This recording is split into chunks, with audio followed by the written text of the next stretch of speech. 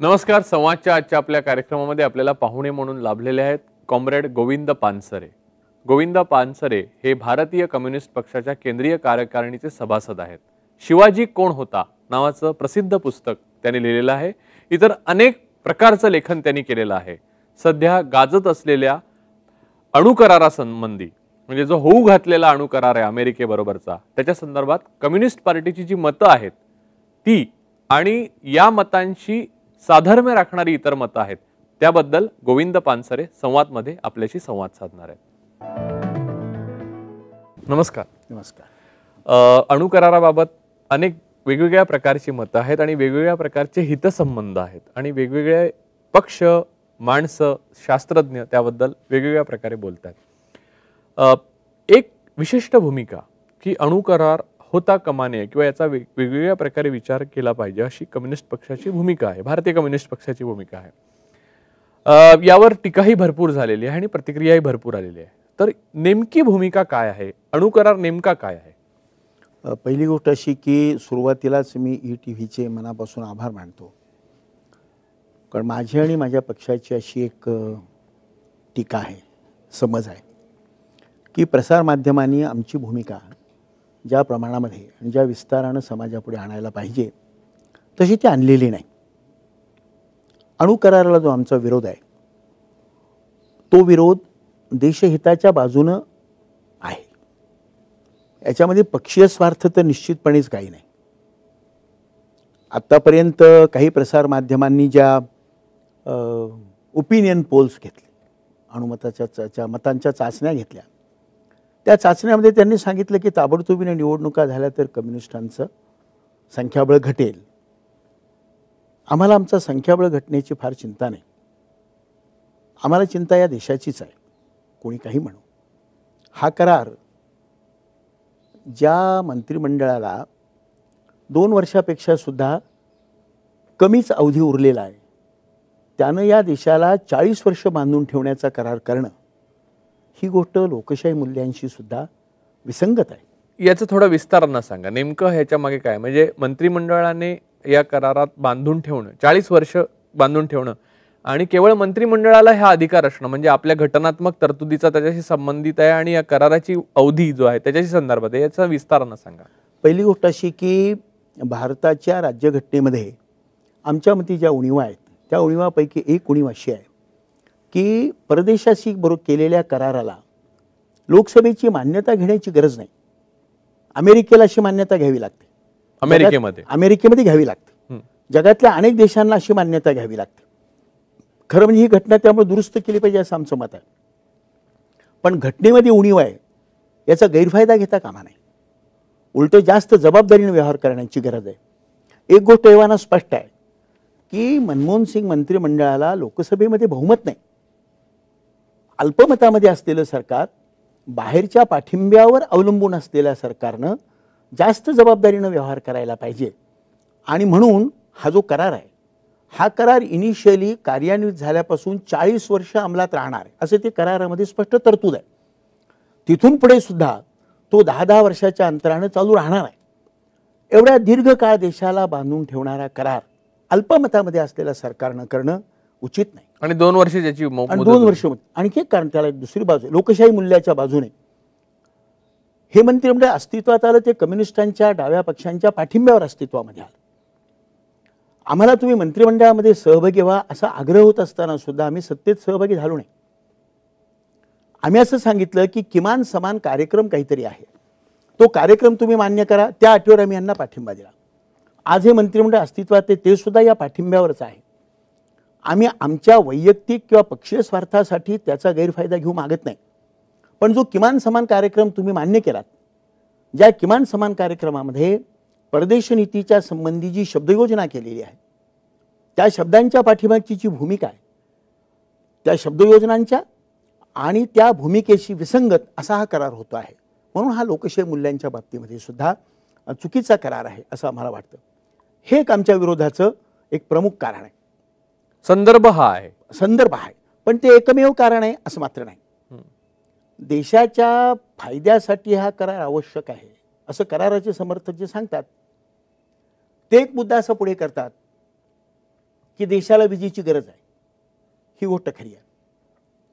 अणुऊर्जेला पर्याय नाही, आम्ही याच्याशी सहमत आहे. अणुऊर्जेला पर्याय आहेत, पण अणुऊर्जा निर्माण करावी की करू नये याबद्दल आमचं मत असं आहे की अणुऊर्जा निर्माण करावी. खरं म्हणजे आपण करतोच आहोत. अणुऊर्जा निर्माण करण्याचं काम सेठना जेव्हापासून अध्यक्ष झाले तेव्हापासून ते आपलं चालू आहे. आता सुद्धा देशामध्ये एकूण जी वीज निर्माण होते त्याच्यापैकी जवळजवळ 3% वीज ही आपण अणूच्या साह्यानं तयार करतो. म्हणजे त्याच्यासाठी लागणाऱ्या अणुभट्ट्या, त्याच्यासाठी लागणारं इंधन आणि त्याच्यासाठी लागणारं तंत्रज्ञान हे आपल्याकडे उपलब्ध आहे. आता जर हा करार कार्यान्वित झाला तर त्या करारातल्याच शब्दरचनेप्रमाणे 2020 साली आताची जी अणुऊर्जा आपण तयार करतो ती याच्यापेक्षा डबल होईल. म्हणजे आता जे 3% आहे त्याच्याऐवजी ती 7% होईल. म्हणजे फार मोठं काहीतरी प्रगती होणार आहे ही गोष्ट काही खरी नाही. अणुऊर्जेबद्दल आणखी एक गोष्ट अशी आहे की अणुऊर्जा ही महाग आहे. पाण्याच्या साह्यानं आपण जी वीज तयार करतो तिला 1 युनिट निर्माण करण्याला 2 रुपयापेक्षा कमी खर्च येतो. कोळशाच्या साह्यानं आपण जी वीज निर्माण करतो त्याला एका युनिटला 2.5 रुपये खर्च येतो. अणूच्या साह्यानं आयात केलेल्या भट्ट्या, आयात केलेलं इंधन याच्या साह्यानं आपण वीज निर्माण केले तर त्याला एका युनिटला 5.5 रुपये खर्च येतो. महागडी वीज आहे, याच्यामध्ये धोके आहेत, पर्यावरणाचे धोके आहेत, म्हणूनही आमचा याला विरोध आहे. खुद्द अमेरिकेमध्ये गेल्या 30 वर्षामध्ये जाणकार लोक आपल्याला असं सांगतात, गेल्या 30 वर्षामध्ये त्यांनी नवीन भट्टी अणूची तयार केली नाही. अणुऊर्जा तयार करायचं त्यांनी बंद केलेलं आहे. म्हणजे अणुऊर्जा तयार करण्याच्या नावाखाली याचं समर्थन करणं हे त्याची जी किंमत द्यावी लागणार आहे त्या किमतीच्या तुलनेमध्ये फारसं नाही. मी तर असं म्हणेन की खरं म्हणजे हे डोंगर पोखरून उंदीर काढण्याजोगं प्रकार आहे. किरकोळ गोष्ट त्याच्यामधून आपल्याला मिळणार आहे.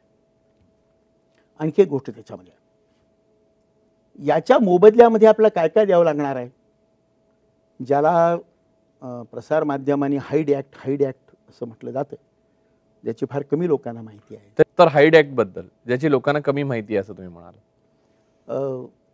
अमेरिकेच्या लोकसभेचे एक खासदार हेनरी हाईड यांनी अमेरिकेच्या अणुसहकार्याच्या संबंधी जो कायदा करवला तो प्रपोज केला त्यांनी, म्हणून त्याला हाईड ॲक्ट म्हणतात. या हाईड ॲक्टच्या कलम 1, 2, 3 खाली भारताबरोबर किंवा जगामध्ये अमेरिकेनं जेव्हा जेव्हा कुणाबरोबर अणुसहकार्याचे करार केले ते त्या कलमाच्या अंतर्गत राहून केलेले आहेत.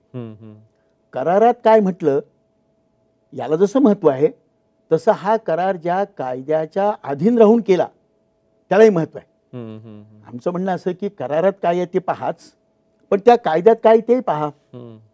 या कराराची समर्थक मंडळी आम्हाला काही वेळेला सांगतात करारात काय लिहिलं ते बोला, तुम्ही हाईड ॲक्टचं पाहू नका. अरे पण करारामध्येच हाईड ॲक्टनं बंधन मांडलंय ना. आणि सगळ्यात आपल्या देशाच्या दृष्टीनं हानिकारक गोष्ट त्या हाईड ॲक्टमध्ये अशी आहे की आपण आपली परराष्ट्र नीती ही अमेरिकेच्या परराष्ट्र नीतीशी सुसंगत अशी ठेवली पाहिजे. म्हणजे अमेरिकेचे शत्रू ते आपले शत्रू आणि त्यांचे मित्र ते आपले मित्र. आणि इथून पुढे सुद्धा आजचेच पण पुढे सुद्धा भविष्यामध्ये जर त्यांनी दुसरं काही केलं तर तसंच आपल्याला वागावं लागेल. आणि त्या करारामध्ये आणि हाईड ॲक्टमध्ये अशी तरतूद आहे, दरवर्षी अमेरिकेच्या राष्ट्राध्यक्षांनी त्यांच्या समितीला असं पटवलं पाहिजे की भारताची गेल्या वर्षभराची परराष्ट्र नीती ही त्यांच्या परराष्ट्र नीतीशी सुसंगत आहे. आणि ते जर त्यांना पटलं तरच करार त्यानंतर तो पुढे चालू राहील, नाहीतर राहणार नाही. म्हणजे याच्यासाठी एवढी मोठी किंमत आपल्याला द्यावी लागते जी या देशाला देण्याची काही गरज असं मला वाटत नाही. भारताची परराष्ट्र नीती पंडित नेहरूंच्या काळापासून शांततावादाची आणि अलिप्ततावादाची आहे. रशियाच्या बरोबर मैत्रीचे संबंध असताना सुद्धा भारत कधीही वारसा पॅक्टचा लष्करी कराराचा भागीदार झालेला नाही, नाटोचा भागीदार झालेला नाही. नॉन अलाइन्ड मुवमेंट अलिप्ततावादाचं आणि शांततेचं आपलं धोरण होतं. या धोरणाला या करारामुळे तिलांजली द्यावी लागेल. म्हणून मला असं वाटतं की आम्हाला असं वाटतं की हा करार काही बरोबर नाही. परराष्ट्र नीतीबरोबर सुद्धा लष्करी नीतीचा एक संबंध आहे. आपली लष्करी नीती सुद्धा आपल्याला अमेरिकेच्या लष्करी नीतीशी सुसंगत अशी ठेवावी लागेल असं करारात तरतूद आहे. अशी करारात तरतूद आहे. कारण लष्करी नीती हा परराष्ट्र नीतीचाच एक भाग असतो. ही इंडिपेंडंट परराष्ट्र नीती अशी काही असू शकत नाही. पण हे कम्युनिस्टांचं इंटरप्रिटेशन नाही ना. नाही, आणि हे आमचंच इंटरप्रिटेशन नाही, लष्करी उच्चपदस्थ लष्करी अधिकाऱ्यांचं इंटरप्रिटेशन आहे. उच्चपदस्थ लष्करी अधिकाऱ्यांनी जे सांगितलं त्या मंडळींचं सुद्धा तेच मत आहे. कम्युनिस्टांच्या मत केवळ कम्युनिस्टांचं असलं की साधारणपणे त्याची ऍक्सेप्टेबिलिटी कमी असते. कम्युनिस्टांचं असलं की ते मान्य करायचं अमेरिकेच्या संदर्भात आहे म्हणून त्याची ऍक्सेप्टेबिलिटी कमी होऊ शकते. पण त्याहीबद्दल अमेरिकेच्याकडे पाहण्याचा दृष्टिकोन सांगण्याच्या पूर्वी आत्ताच आपण जेव्हा बोलतो नुकतंच 4 सप्टेंबर पासून बंगालच्या समुद्रामध्ये संयुक्त कवायती झाल्या. आणि ही कवायत पहिली कवायत नव्हे, ही 5वी 6वी कवायत आहे. म्हणजे आपल्या लष्करी अधिकाऱ्यांच्यावर अमेरिकेच्या लष्करी अधिकाऱ्यांचा प्रभाव व्हावा, त्यांची शस्त्रास्त्र, कारण त्यांची खूप मोठी इकॉनॉमी ही त्यांच्या लष्करी साहित्य उत्पादन करणाऱ्या कारखान्यावर अवलंबून आहे अमेरिकेची. मग तीच शस्त्रास्त्र आपण घ्यायला पाहिजेत अशासाठी म्हणून एक त्यांची एक जागतिक व्यूहरचना आहे. आणि त्या करारामध्ये, आणि तो करार ज्या कायद्यात त्या हाईड ॲक्टमध्ये म्हटलेला आहे, त्यांची एक जागतिक व्यूहनीती आहे, व्यूह आहे, जागतिक व्यूहरचना आहे. भारताला या व्यूहरचनेमुळं त्या व्यूहरचनेचा भाग बनावा लागणार आहे. या कारणासाठी आमचा त्याला विरोध. आता इथे एक प्रश्न विचारतो, त्याच्या अगोदर म्हणजे तुमचे जे मुद्दे आहेत त्याच्यावर आपण येणारच आहोत, म्हणजे ते तुम्हाला बोलताच येतील. पण त्याच्या अगोदर एक प्रश्न असा आहे की सोव्हिएतच्या पतनानंतर एकच महासत्ता उरली अमेरिकेची. त्यानंतर एन क्लब म्हणजे न्यूक्लिअर क्लब जो आहे तो, किंवा जी 5 राष्ट्र आहेत ज्यांना युनोमध्ये व्हेटो वापरण्याची संधी आहे, या व्यतिरिक्त अशा प्रकारे करार केलेलं भारत हे एक महत्त्वाचं राष्ट्र ठरतं आहे एका महासत्तेबरोबर. आपण महासत्तेला महासत्ता आहे हे नाकारल्याने ती महासत्ता नाही असं म्हणता येत नाही. मी नाकारत नाही. अमेरिका ही आज महासत्ता आहे आणि एकमेव किंवा सर्वश्रेष्ठ महासत्ता, सर्व ताकदवान, सर्वश्रेष्ठ, श्रेष्ठ शब्दाला वेगळा अर्थ आहे म्हणून मी म्हणतो, तर ती महासत्ता आहे. तर त्याच्यामध्ये एक मुद्दा असा उपस्थित होतो की आपली इच्छा असो किंवा नसो, समृद्धी आणि अधिक सुबत्तेकडे जाताना अशा महासत्तेशी जुळवून घेऊन किंवा त्या महासत्तेशी सुसंगत राहून आपली प्रगती आणि आपलं सामर्थ्य वाढवण्याला एक संधी मिळणं हे स्वाभाविक आहे आणि ते एक राजकीय पाऊल म्हणून योग्य आहे असं तुम्हाला वाटत नाही का? एक मुद्दा. आणि दुसरा, चीन सारख्या कम्युनिस्ट राष्ट्राने सुद्धा अमेरिकेबरोबर अशा प्रकारचा अणुकरार केलेला आहे. तर तो आंतरराष्ट्रीय कराराने बांधलेला आहे, हा त्यातला उपमुद्दा आहे, पण तो केलेला आहे हेही सत्य आहे किंवा नाही. तर या पार्श्वभूमीवर तुम्ही याकडे कसं बघता, म्हणजे ह्या 2 प्रश्नांच्या पार्श्वभूमीवर? पहिली गोष्ट अशी की अमेरिका ही महासत्ता आहे, ती गोष्ट बरोबर आहे. अमेरिकेबरोबर भारताचे शत्रुत्वाचे संबंध असावेत अशी आमची भूमिका नाही. जगातल्या सर्वांच्या बरोबर भारत देशाचे मित्रत्वाचे संबंध असावेत, अमेरिकेबरोबर सुद्धा मित्रत्वाचे संबंध असावेत. पण मित्रत्व आणि लाचारी याच्यामध्ये फरक आहे. बरोबरीच्या नात्यानं तुम्ही मोठे असाल, पण तुम्ही एक राष्ट्र आहात, आम्ही तुमच्या इतके मोठे कदाचित नसू ताकदीनं, लष्करी सामर्थ्यानं, पण आम्ही एक स्वतंत्र राष्ट्र आहोत. आम्हाला जशी तुमच्या सहकार्याची गरज आहे तसं खरं म्हणजे तुमच्या लष्करी हार्डवेअरची, तुमचं लष्करी साहित्य विकण्यासाठी तुम्हाला सुद्धा भारताच्या बाजाराची गरज आहे. भारत हा जगातला लष्करी साहित्य खरेदी करणारा फार मोठी मार्केट आहे, याचंही त्याची गरज आहे. बरोबरीच्या नात्यानं जे काही असेल ते व्हावं, डॉमिनेट करता कामा नये. तुम्ही आत्ता म्हणता आहात तो मुद्दा मला जर पाहायचं असेल, म्हणजे अगदी स्पष्टपणे पाहायचं की आंतरराष्ट्रीय राजकारणात किंवा देशातल्या राजकारणात सुद्धा, म्हणजे मनमोहन सरकारचा जो प्रश्न म्हणून म्हणायचं आलं की त्यांचे देशभक्तीवर किंवा त्यांच्या देशाबद्दलच्या स्वायत्त आणि स्वातंत्र्याबद्दलच्या सचोटीबद्दल शंका न घेता जर विचार करायचा झाला अगदी निश्चित स्वच्छ मनाने, तर राजकारणामध्ये एवढं तंतोतंत तत्वनिष्ठ जे तुम्ही म्हणता आहात तसं राहता येत नाही. आणि तेव्हा थोडं इंटरप्रिटेशन या बाजूने किंवा इंटरप्रिटेशन त्या बाजूने तुम्हाला करावं लागतं किंवा कोणत्याही करारामध्ये दोन्ही बाजूचा फायदा एकाच राष्ट्राला होऊ शकत नाही, दुसरीकडेही काही फायदा असतो आणि तो एका बाजूच्या तोट्याचा असतो, याचाही विचार करावा लागतो. हा मुद्दा दूर ठेवून तुम्ही भूमिका तर बनवलेली नाही कम्युनिस्टांनी. आम्ही अशी भूमिका बाजूला ठेवलेली नाही, पण त्याचं उत्तर देण्याच्या पूर्वी किंवा त्याची चर्चा करण्याच्या पूर्वी आपण अगोदर जो प्रश्न विचारला होता चीनच्या, त्या चीनच्या करारामध्ये हा ज्याप्रमाणे आंतरराष्ट्रीय कायद्याच्या अधीन राहू नये त्याच्याखेरीज त्याच्यापुढे आणखी एक तरतूद आहे. ती तरतूद अशी आहे, दोन्ही देशांच्या पैकी म्हणजे अमेरिकेच्या किंवा चीनच्या देशानं केलेल्या कोणत्याही कायद्याचा परिणाम त्या करारावर नाही, अमेरिका चीनच्या करारावर नाही. भारतामध्ये नेमक्या याच्या उलट आहे, कायदा नाही, हाईड ऍक्ट आहे आणि त्या ऍक्टची बंधनं आमच्यावर आहेत, म्हणून करार करायला हरकत नाही. पण मग तुमच्या देशाचा केलेला कायदा तो आम्ही बंधनकारक मानला पाहिजे, हे बरोबर नाही, म्हणून आमचा याला विरोध आहे. मनमोहन सिंग नावाच्या एका व्यक्तीचा, पंतप्रधानपदी असलेल्या व्यक्तीच्या प्रामाणिकपणाचा हा मुद्दा नाही, हा धोरणाचा मुद्दा आहे. म्हणजे याच्यासाठी काहीतरी त्यांना कोणीतरी काहीतरी अब्जावधी रुपये दिलेले आहेत, यांनी पैसे खाल्लेले आहेत आणि पैसे खाऊन हे करार करतायत असा आरोप आम्ही केला नाही, करणार नाही, कारण तो खरा नाही.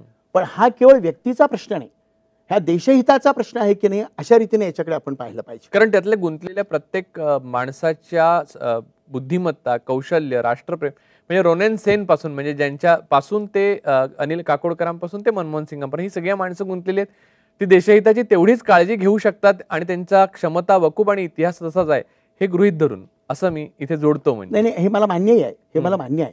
पण त्याचबरोबर तेवढाच वकूफ असणारी, तेवढेच देशभक्त असणारी, तेवढंच अणुच्या संशोधनामध्ये ज्यांनी आतापर्यंतच्या स्वावलंबी अण्वस्त्रांच्या विकासामध्ये ज्यांनी काम केलेलं आहे, या मंडळींचा विरोध आहे. याला विरोध फक्त कम्युनिस्टांचा आहे. उदाहरणार्थ तुम्हाला मी सांगतो की भाभाचे प्रमुख असणारे प्रसाद अय्यंगार, नंतर सेठना, नंतर भरत कर्नाड, या मंडळींचा विरोध आहे. यांच्या देशभक्तीबद्दल कोणी चॅलेंज करायचं का नाही? आणखी 4-2 नाव आहेत, मला सगळीच पटापट आठवतील असं. सर्वोच्च न्यायालयाचे, सुप्रीम कोर्टाचे जज राहिलेले कृष्णा अय्यर आणि लेखी पत्र पाठवलंय की बा तुम्ही याचा फेरविचार करा. 8 शास्त्रज्ञांनी ज्यांच्या देशभक्तीबद्दल, ते कोणी कम्युनिस्ट नाहीत, ते कोणी खरं म्हणजे कृष्णा अय्यर सुद्धा कम्युनिस्ट नाहीत. ते जेव्हा आमच्या मंत्रिमंडळात होते तेव्हा सुद्धा ते केरळच्या पहिल्या मंत्रिमंडळामध्ये अपक्ष म्हणूनच निवडून आलेले होते. आणि हे अणुशास्त्रज्ञ तर कोणी राजकारणामध्ये नाही आहेत. त्यांनी या दोन्ही गोष्टींचा उल्लेख केला. स्वावलंबी अण्वस्त्रांच्या किंवा अणूच्या इंधनाच्या किंवा अणवाच्या उपयोगाच्या विकासाच्या आड हा करार येतोय आणि परराष्ट्र नीतीच्या आड हा करार येतोय. याचा आपण याच्यामध्ये विचार केला पाहिजे असं आम्हाला वाटतं. तेव्हा हा कुणा एका व्यक्तीच्या प्रामाणिकपणाचा मुद्दा नाही. व्यक्ती प्रामाणिक असेलही, पण प्रामाणिक व्यक्ती चुकीची भूमिका घेऊ शकते ना. पण आम्ही काय मागतो, हा करार स्क्रॅप करा अशी भूमिका आतापर्यंत कम्युनिस्टांनी घेतली नाही. आतापर्यंत आम्ही भूमिका घेतली अशी, या करारामध्ये 1, 2, 3, 4, 5, 6 असे मुद्दे आहेत, याची चर्चा करा. काही मंडळींना या कराराची चर्चा नको आहे, त्यांना चर्चा अशी पाहिजे आहे, हे मंत्रिमंडळ पाडावं की पाडू नये, आम्हाला त्याची काय फार परवा नाही. भारतीय जनता पक्षाचा ही भूमिका असेल की लवकर एकदा किंवा सरकार जातं आणि आपलं एकदा कधी साधतं असं. खरं म्हणजे त्या भारतीय जनता पक्षाचा उल्लेख केला म्हणून तुम्हाला सांगतो, ते आता या कराराला विरोध करतायत. पण अटल बिहारी वाजपेयी जेव्हा पंतप्रधान होते, जसवंत सिंग जेव्हा परराष्ट्र मंत्री होते, तेव्हा टॉल्बट इथे आला होता, स्ट्रोप टॉल्बट, अमेरिकेच्या परराष्ट्र खात्याचा प्रतिनिधी. त्याच्याबरोबर त्यांनी चर्चा सुरू केली. ह्या कराराची सुरुवात तिथे आहे, आता ते विरोध करतायत. जसं सेतू समुद्रम प्रकल्पाची सुरुवात पण त्यांच्या कारकिर्दीत होती. पण खरं म्हणजे आपण सुसंगत भूमिका घेतली पाहिजे, असं काही त्यांचं कधी व्यवहार दिसत नाही. इतकंच नव्हे तर सगळ्या पुढाऱ्यांनी एकच भूमिका घेतली पाहिजे असंही त्यांचं काही दिसत नाही. असंही म्हणायचं, तसंही म्हणायचं, अगोदर हे म्हणायचं, नंतर ते म्हणायचं. सर्व गोष्टीवर आपला क्लेम राहतो. जमलं तर हे घ्यावं, जमलं असं आमचं नाही. मी आपल्याला एक त्या निमित्तानं सांगतो, हा करार जुलैच्या शेवटी त्याच्यावर सह्या झाल्या. आम्ही ताबडतोबीने रिॲक्ट झालो नाही. भारतीय जनता पक्ष ताबडतोबीने रिॲक्ट झाला आणि त्याने त्याला विरोध केला. आम्ही रिॲक्ट व्हायला 7 ऑगस्ट आला. आम्ही अशी भूमिका घेतली की आम्ही त्या कराराचं वाचन करू, अभ्यास करू आणि मग त्याला रिॲक्ट होऊ. हे जे 7 दिवस गेले, त्या काळामध्ये आम्ही काँग्रेसचे चमचे आहोत असं अनेक लोकांनी भाषणं केली. आणि आता तीच मंडळी आम्हाला असं सांगतायत की तुम्ही हे सरकार पाडा ना. खरं म्हणजे सरकार पाडण्यात आम्हाला इंटरेस्ट कमी आहे. सरकारने नीट चालावं असं आमचं मत आहे. जो काही किमान समान कार्यक्रम केला, त्या किमान समान कार्यक्रमाच्या चौकटीमध्ये ज्यांनी व्यवहार करावा असा आमचा व्यवहार आहे. इतरांना जे असं वाटतं की बा या सरकारचं काय होईल, अशी चर्चा सुरू करणं म्हणजे कराराच्या तपशिलामध्ये, हाईड ॲक्टच्या तपशिलामध्ये जाण्याची चर्चा बंद करून त्या चर्चेकडे जाणं असं आहे. एक त्यातला एक सगळ्यात महत्त्वाचा मुद्दा कालच्या बोलण्यातला आपल्या, की जवाहरलाल नेहरूंची जी अलिप्ततावादाची भूमिका होती आणि त्या प्रकारची जी परराष्ट्र नीती होती ती महान होती. आणि त्यांचा औद्योगिक धोरणापासून ते परराष्ट्र नीतीपर्यंत ज्या मार्गाने भारत गेला, त्यामुळेच भारत आज जो आहे त्या पद्धतीने स्वायत्त, स्वातंत्र्य टिकवून आणि सार्वभौमत्व टिकवू शकलं, हे खरं आहे. परंतु कायम त्या नॉस्टॅल्जियामध्ये जगणं आणि त्या प्रकारच्या अवस्थेमध्ये असणं हे किती व्यावहारिक आणि सुसंगत आहे, कारण त्या प्रकारचं जग पूर्णतः बदललेलं आहे. आज अलिप्ततावाद नावाची काही गोष्ट संस्था अस्तित्वात नाही. जगाच्या रचनेमध्ये अनेक प्रकारचे बदल झालेले आहेत. ते आर्थिक रचनेपासून सगळ्या आघाड्यांवर झालेले आहेत. हा एक मुद्दा. म्हणजे चीनला सुद्धा स्वतःच्या धोरणांमध्ये आणि स्वतःच्या कम्युनिझमच्या टायटल खाली जे करताय त्याच्यामध्ये संपूर्णतः बदल करून घ्यावे लागले. टिकण्याकरता असे बदल स्वाभाविक असतात आणि ते राजकीय आणि व्यवहार्य असतात. या अणुकराराच्या बाबतीतले जे फायदे आहेत, जे सांगितले जाणारे फायदे आहेत ते आहेत की अमेरिका आणि आधुनिक आणि प्रगत देशांबरोबर आपण एका प्रवाहामध्ये सामील होणार. एक मुद्दा. दुसरा असा की परराष्ट्र धोरणाच्या बाबतीत म्हणायचं झालं तर आपण अमेरिकेला सुसंगत नसलेलं असं काय मोठं करतो आहोत की जे आतापर्यंत आता गेल्या काही वर्षांमध्ये आपण बघत आलो की अमेरिकेला जगामधली अनेक महत्वाची आणि प्रगत राष्ट्र ही अमेरिकेला सुसंगत असंच करत आहेत. किंबहुना त्यांच्या प्रगती साधण्याच्या किंवा अमेरिकेला कधी काळी विरोध करण्याच्या क्षमता उभी करण्यासाठी ते आवश्यकही असू शकतं. या सगळ्याबद्दल आपलं काय मत आहे? हा नॉस्टॅल्जिया आहे का कम्युनिस्टांचा? मला वाटत नाही. पहिली गोष्ट अशी की तुमच्या प्रश्नातनं असं ध्वनित होतं की नॉन अलाइन मुवमेंट किंवा नॉन अलाइनचा कन्सेप्ट किंवा नॉन अलाइनची कल्पना ही सोव्हिएत युनियनच्या कोलॅप्स नंतर इर्रेलेव्हंट झालेली आहे आणि म्हणून ते आता तसंच चालू ठेवणं बरोबर नाही असा आपल्या म्हणण्याचा सूर मला जाणवला. विथ ड्यू रिस्पेक्ट, आपल्याबद्दल आदर ठेवून मी याच्याशी सहमत नाही. किंबहुना नॉन अलाइनमेंटचाच, अलिप्ततावादाचाच एक महत्त्वाचा पैलू हा स्वावलंबी विकासाचा होता. आमचा देश आम्ही चालू. स्वातंत्र्याचा अर्थ स्वतःच्या तंत्राने चालायचं, दुसऱ्याच्या तंत्राने चालायचं नाही. अमेरिकेच्या तंत्राने चालणं ही गोष्ट लांब पल्ल्याचा विचार करता सोयीची नाही. स्वावलंबी विकास ही अडचणीची गोष्ट आहे. स्वतःच्या पायावर उभं राहणं अडचणीची गोष्ट आहे, त्रासाची गोष्ट आहे. पण कितीही त्रासाची असली, कितीही अडचणीची असली तरी स्वावलंबी विकास, अगदी अणूच्या क्षेत्रामध्ये सुद्धा स्वावलंबी विकास. आत्तापर्यंत आपण आपला जो काही विकास केला तो स्वावलंबी विकास आहे. अणूच्या बाबतीमध्ये सोव्हिएत युनियननं आणि इतर काही राष्ट्रांनी आपल्याला सहकार्य केलं, पण आपण लाचारी नव्हती पत्करली.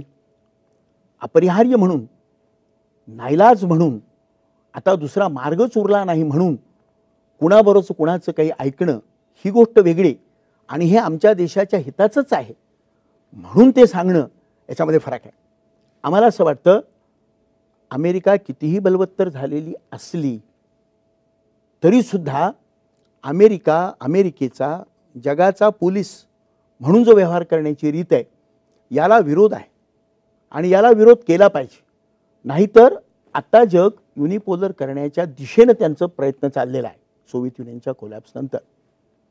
आपण जो दुसरा मुद्दा सांगत होता किंवा आमच्या अमेरिकेच्या दृष्टिकोनामध्ये काही एक कालविसंगत अशी भूमिका आहे की कसं, मला असं वाटतं असं नाही. कुणाच्याही भूमिकांना एक इतिहास असतो. मी हे विसरू इच्छित नाही, समाजाने विसरू नये असं मला वाटतं. 1945 साली, फार पूर्वी, पण अमेरिकेनं अणुबॉम्बचा स्फोट केला. दुसरं महायुद्ध संपलं होतं. युद्ध जिंकण्यासाठी असा स्फोट करण्याची गरज नव्हती, तरीसुद्धा तुम्हाला मी सांगतो त्यांनी स्फोट केला. अणूची विध्वंसन शक्ती किती मोठी आहे हे दाखवणं हा त्यांचा हेतू होता. पण दॅट्स नॉट ऑल. अलीकडच्या काळामध्ये जर आपण पाहिलं, त्यांनी अफगाणिस्तानमध्ये सैन्य घुसवलं. लोकशाहीचे पुरस्कर्ते म्हणणारे त्यांनी कशासाठी घुसवलं तिथे? ते लोकशाहीच्या नावानं घुसवलं. इराकमध्ये तिथे मानववंश संहार करणारी शस्त्र आहेत आणि मानववंशाच्या हितासाठी तिथे आम्हाला जाणं भाग आहे म्हणून ते तिथे गेले. सद्दाम हुसेनला पदच्युत केला, सद्दाम हुसेनला फाशी दिला. अफगाणिस्तानचे राज्यकर्ते किंवा सद्दाम हुसेन काय लायकीचे होते हा मुद्दा नाही. हा मुद्दा असा की त्या राज्यकर्त्यांचं काय करायचं हे त्या देशातल्या जनतेनं ठरवलं पाहिजे. ही लोकशाही आहे. मग असा हस्तक्षेप त्यांना करू द्यायचा का? त्याच्यावर विश्वास ठेवावा की नाही मला सांगता येणार नाही. परंतु मनमोहन सिंग जेव्हा अर्थमंत्री झाले तेव्हा असा आरोप जाहीरपणे करण्यात आलेला आहे की जागतिक बँकेला अमेरिकेच्या दडपणाखाली मनमोहन सिंग हेच अर्थमंत्री व्हायला हवे होते. हे बरोबर का चुकीची गोष्ट सोडून द्या. मी त्याचा उल्लेख केला एवढ्या कारणासाठी की आपल्या स्वतंत्र विकासाला, स्वावलंबी विकासाला पर्याय नाही. आणि मग आता इथून पुढे त्यांना इराणला बाजूला काढायचं आहे. इराण अण्वस्त्र तयार करतो आहे. इराण खरं म्हणजे भारताचा मित्र आहे. जेव्हा जेव्हा जिथे जिथे जागतिक प्लॅटफॉर्मवर, जागतिक व्यासपीठावर भारत आणि पाकिस्तान यांचा प्रश्न उपस्थित इराक पण भारताचा अतिव मित्र होता, दोस्त होता. आणि इराणने तर पाकिस्तानच्या विरुद्ध आपल्या बाजूने मतदान केलंय. इराणमधून पाईपलाईननं गॅस आपण भारतामध्ये आणतो, ही भारताची गरज आहे.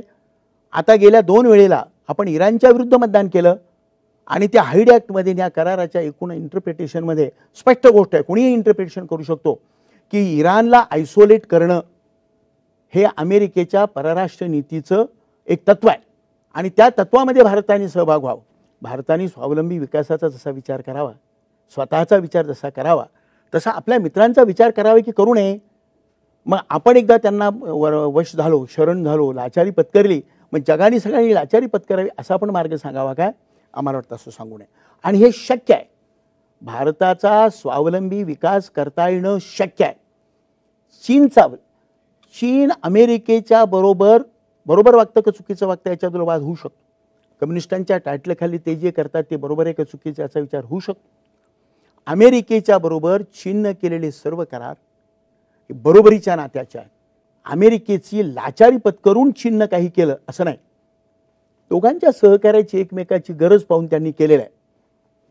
चीनची पॉलिटिकल सिस्टम परकीय भांडवलाला केव्हाही किकआउट करू शकते, ढकलू शकते, एवढी त्यांची स्ट्रॉंग पॉलिटिकल सिस्टम आहे. आपली पॉलिटिकल सिस्टम तसं नाही. मुद्दा असा आहे की चीनच्या संपूर्ण व्यवस्थेबद्दल तुम्ही बोलताना एक मुद्दा उपस्थित केला, परंतु या संपूर्ण जागतिक व्यवस्थेमध्ये चलन जे आधारभूत आहे ते डॉलर आहे. आता काही प्रमाणात युरो त्याला आव्हान देत आहे, पण डॉलर आहे. आणि संपूर्ण जगामध्ये कोणत्याही प्रकारच्या व्यवस्थेमध्ये प्रचंड बलवान अशा अमेरिकेचा हस्तक्षेप करण्याची क्षमता आहे, हे सिद्धच झालेलं आहे. या गोष्टी नाकारून कशा चालतील? अमेरिकेची जगामध्ये हस्तक्षेप करण्याची क्षमता आम्ही नाकारतच नाही. त्यांनी इराकमध्ये जे केलं ती त्यांची क्षमताच दाखवते ना. अफगाणिस्तानमध्ये जे केलं ती त्यांची क्षमताच दाखवते ना. तर त्यांच्या क्षमतेबद्दल त्याला आपण सरेंडर करायचं की काय, त्याच्यापुढे शरणागती पत्करायची की काय असा. बरं, आता त्याच्या शरणागती न पत्करणं म्हणजे एक युनायटेड नेशन्समध्ये त्यांच्या विरोधादाखल मतदान करणं आणि तशा प्रकारची पत्र पाठवणं, या व्यतिरिक्त आपण काय करू शकतो? आपण बरंच करू शकतो. आपण आतापर्यंत इराणची दोस्ती केली, आपण आतापर्यंत इराकच्या बरोबर दोस्ती केली, आपण त्यांच्याबरोबर पाईपलाईनचा करार करू मागितला, ज्याला इराणची तयारी आहे. अजून त्याचं फायनॅलिटी काहीतरी व्हायची होती. आता ते होऊ शकेल असं मला वाटत नाही. आपण जर अमेरिकेची दोस्ती केली तर ते आपल्या या पाईपलाईनच्या याच्या विरुद्ध होणार आहे. अमेरिकेनं जेव्हा जेव्हा भारत आणि पाकिस्तान असा प्रश्न उपस्थित झाला तेव्हा संपूर्ण इतिहासामध्ये पाकिस्तानची साथ केली असा इतिहास आहे. पण याचं कारण आपल्या परराष्ट्र नीतीमध्ये आपण सोव्हिएत युनियनला जास्त अनुकूल होतो हाही आहे. असू शकेल, पण तरी सुद्धा तुम्हाला मी सांगतो की अमेरिका भारताबरोबर कशी वागली असा प्रश्न आहे. आपल्याला बांगलादेशच्या युद्धाची गोष्ट आठवत असेल की त्यावेळेला अमेरिकेच्या 7व्या आरमाराने जाहीरपणे असं सांगितलं होतं की आमचं 7वं आरमार. आपण 71 साली रशिया बरोबर लष्करी करारच केला होता. बरोबर आहे ना. आता सुद्धा अमेरिकेच्या बरोबर लष्करी साहित्याच्या संबंधीचा एक करार ऑलरेडी आपण अस्तित्व असलेला आहे आणि त्याच्या आधारेच खरं म्हणजे काहीतरी देवाणघेवाण शस्त्रास्त्रांची काहीतरी होते. मी बांगलादेश आपल्याला सांगत होतो त्यावेळेला हे का थांबलं? खरं म्हणजे सोव्हिएट रशियानं सांगितलं की जर अमेरिकेचं 7वं आरमार बंगालच्या उपसागरामध्ये येणार असेल तर आमचंही सागम तिथे ते आरमार येईल आणि आमची गती जास्त आहे आणि आम्ही त्या समुद्रापासून जास्त जवळ आहोत, म्हणून तो प्रकार थांबला. माझ्या मते जी गोष्ट सद्दाम हुसेनच्या बद्दल होऊ शकली, जी गोष्ट अफगाणिस्तानमध्ये होऊ शकली, ती जगातल्या इतर अनेक राष्ट्रांमध्ये होऊ शकते. क्युबाचं एक उदाहरण आपण लक्षामध्ये घ्यावं. खरं म्हणजे क्युबाचं अस्तित्व अमेरिकेला नको आहे. ते जंग पछाडतायत, तरी सुद्धा तुम्हाला मी सांगतो क्युबाचं अस्तित्व आहे. क्युबा इतका काही भारत लहान नाही, तरी सुद्धा क्युबा स्वतःचं अस्तित्व टिकू शकतो ना. भारताला का नाही टिकवता येऊ? मला असं वाटतं की वी आर मोर कॅपेबल. आपण स्वतंत्र अस्तित्व टिकवण्याचे आणि आपल्या स्वतंत्र अस्तित्वाबरोबर जगातल्या छोट्या छोट्या इतर राष्ट्रांचं त्यांचं स्वातंत्र्य अबाधित राखण्याच्या कामामध्ये सुद्धा भारत काहीतरी भूमिका घेऊ शकतो असं मला वाटतं. भारताने असं सरेंडर करणं, हे सरेंडर करणं आहे. करार करू नये असं मी म्हणालो नाही. पण त्यातला एक मुद्दा असा आहे की करार करू नये असं जरी तुम्ही म्हणत असाल तरी तुम्ही करारामधले ज्या आक्षेपार्ह मुद्दे आहेत, अमेरिकेने त्यांच्या बाजूने असं सांगितलं यावर आता चर्चा होऊ शकत नाही.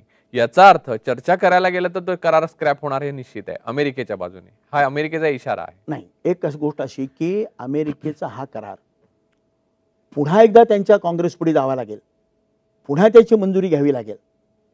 आताच खरं म्हणजे ज्याला सायनिंग स्टेटमेंट म्हणतात, म्हणजे ह्या कराराचं ज्याच्यावर बुशनी जेव्हा सही केली तेव्हा त्या सायनिंग स्टेटमेंट केलेलं आहे. त्या सायनिंग स्टेटमेंट हा कायदा नव्हे.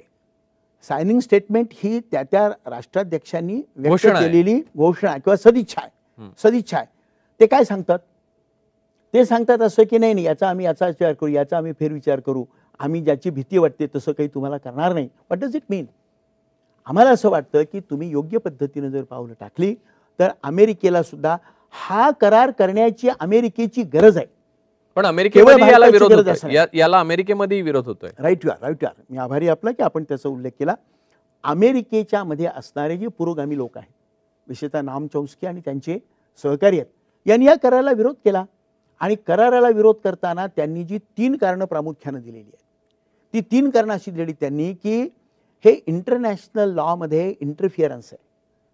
अमेरिकन लॉ इंटरनॅशनल लॉला रिप्लेस करण्याचा, त्याच्या ऐवजी करण्याचं असं यांचं हे प्रकरण आहे. जागतिक शांततेच्या दृष्टीनं आता हे जे यांचं चाललेलं आहे ही गोष्ट बरोबर नाही. जगामध्ये सर्वात जास्त शस्त्रास्त्र, अणुची शस्त्रास्त्र अमेरिकेमध्येच आहेत.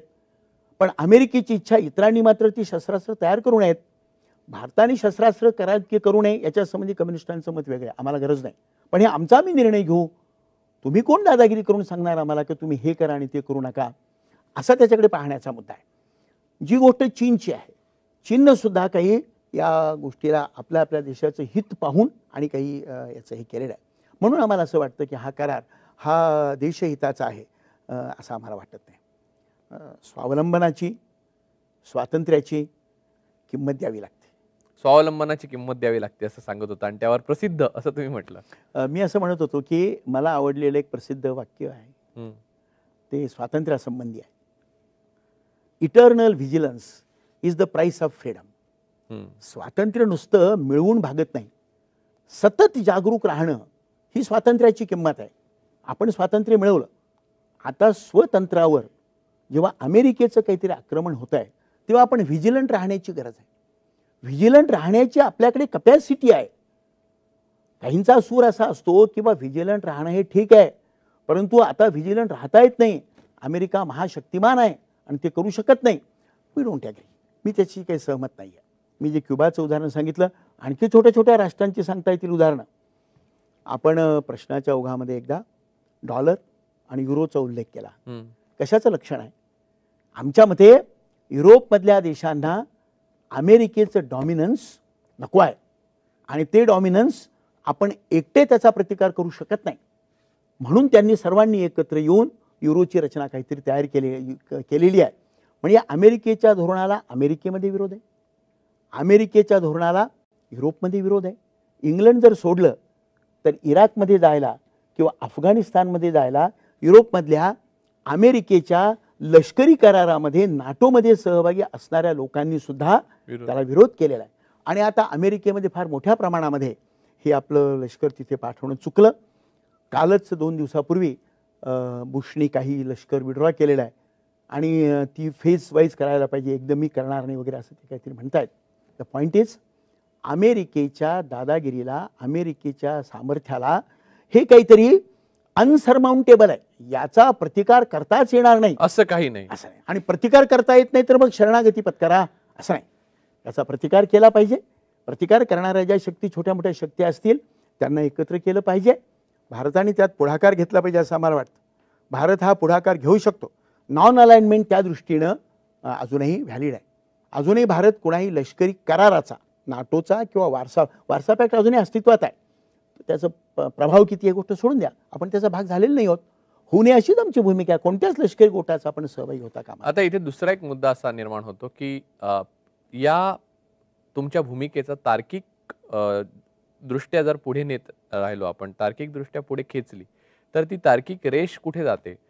तर या सरकार म्हणजे अगदी सरकार ऐकलं नाही, सरकार आपल्या भूमिकेवर कायम राहिलं किंवा चर्चा करूनही अमेरिकेने चर्चा करायला नकार दिला किंवा करार स्क्रॅप करायची वेळ किंवा कोणत्याही प्रकारे सरकारला धोका होणं ही तार्किक रेष जाते आणि हा सरकार कोसळणं याचा अर्थ भारतीय जनता पक्षाला फायदा होणं असं आहे. जर ते तसं असेल तर भारतीय जनता पक्षाने सतत आपल्या यावर भूमिका बदललेल्या, सत्तेत असताना त्यांची भूमिका कुठच्याही मुद्द्यावर वेगळी असते, मग ते राम मंदिर असो किंवा अणुकरार असो, सेतू समुद्रम असो किंवा अजून कोणता मुद्दा असो, सत्तेवर असताना ते पूर्णतः वेगळी भूमिका घेतात आणि सत्तेबाहेर असताना वेगळी भूमिका घेतात. तो संधी साधूवादाची लवचिकता त्यांच्यामध्ये आहे. तर या लवचिकतेने ते करार पुढे नेऊ लागले. उद्या जर ते सत्तेत आले, हा जे तुमचं सरकार जे तुमचं ऐकू शकतं, तुमच्याशी चर्चा करू शकतं, कारण तुमच्या पाठिंब्यावर उभं असलेलं सरकार आहे, ते कोसळून जर भारतीय जनता पक्ष आणि त्यांच्या मित्रपक्षांचं सरकार आलं तर तुम्हाला फक्त बाहेर राहून ओरड करण्यापेक्षा वेगळी भूमिका असणार नाही. राजकीय शहाणपण कशामध्ये आहे? पहिली गोष्ट अशी की तुमच्या एका मताशी मी सहमत आहे की जेव्हा कधी जर आणि जेव्हा कधी भाजपचं राज्य आलं तर आता जसा करार करायला मनमोहन सिंग निघालेले आहेत तसा ते करार करतीलच. या कराराची सुरुवात सुद्धा त्यांनीच केलेली आहे, याच्याबद्दल आमच्या मनामध्ये शंका नाही. सत्तेत असताना अमेरिकेशी सर्वात जास्त आतापर्यंतची इतिहासातली सुसंगत भूमिका त्यांनी घेतली, तर त्याच्याबद्दल आमच्या मनामध्ये शंका नाही. मग हे सरकार टिकवा असा आपल्या सूचनेचा अर्थ. हे सरकार टिकवा, पडू देऊ नका. माझं म्हणणं हे तार्किक दृष्ट्या हेच योग्य वाटतं नाही. हे सरकार दुरुस्त करता येणं शक्य आहे. अमेरिका पूर्णतया त्याच्यामध्ये काहीही दुरुस्ती करायला नकारच देईल असं जे आपण गृहीत धरतो करारामध्ये, असं नाही. किती दुरुस्ती करील, काय दुरुस्ती करेल आम्हाला माहिती नाही. हे सरकार टिकवायचं की न टिकवायचं याची मुख्य जबाबदारी मनमोहन सिंगावर आहे, आमच्यावर नाही. आम्ही असं मग हे सरकार टिकवावं की न टिकवावं याची चर्चा आम्हाला खरं म्हणजे नको आहे.